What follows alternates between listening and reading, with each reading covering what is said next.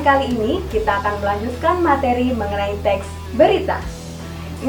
Kira-kira apa saja ya pokok bahasan yang akan kita pelajari pada pertemuan kali ini?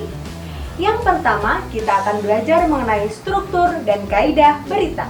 Yang kedua, kita akan membahas bagaimana caranya menyusun informasi dalam bentuk berita. Untuk pokok bahasan yang pertama, kita harus pahami dulu apa itu struktur berita.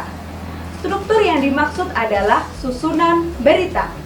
Berdasarkan susunan berita, informasi di dalam teks berita biasanya dibagi menjadi dua. Yang pertama adalah informasi penting, yang kedua adalah informasi tidak penting. Informasi penting biasa disebut dengan pokok-pokok informasi atau bisa disebut juga dengan unsur-unsur berita. Jadi, samakan dulu persepsinya ya. Pada pertemuan sebelumnya, kita sudah mempelajari mengenai unsur-unsur berita. Apakah kalian masih ingat apa saja unsur-unsur berita? Biasanya kita merumuskan unsur-unsur berita dengan 5W dan 1H. Berikut penjabarannya.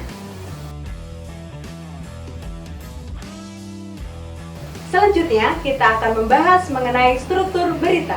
Berikut penjabarannya. Biasanya, struktur berita berupa piramida terbalik.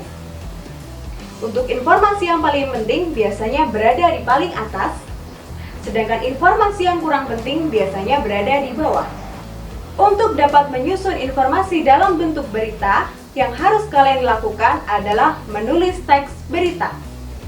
Banyak hal yang harus kalian perhatikan dalam menulis teks berita, terutama kaidah kebahasaan. Berikut penjelasannya.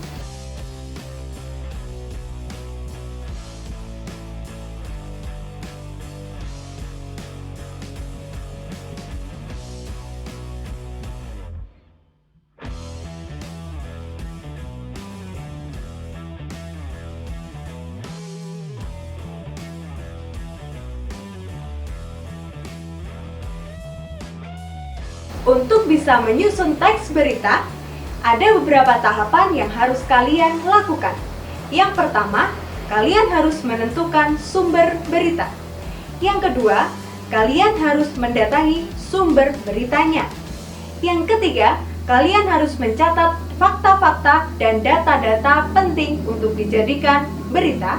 Dan yang terakhir, kembangkan catatan-catatan itu menjadi teks berita yang utuh. Kita akan bertemu di materi selanjutnya. Jaga kesehatan, semangat belajar, sampai jumpa.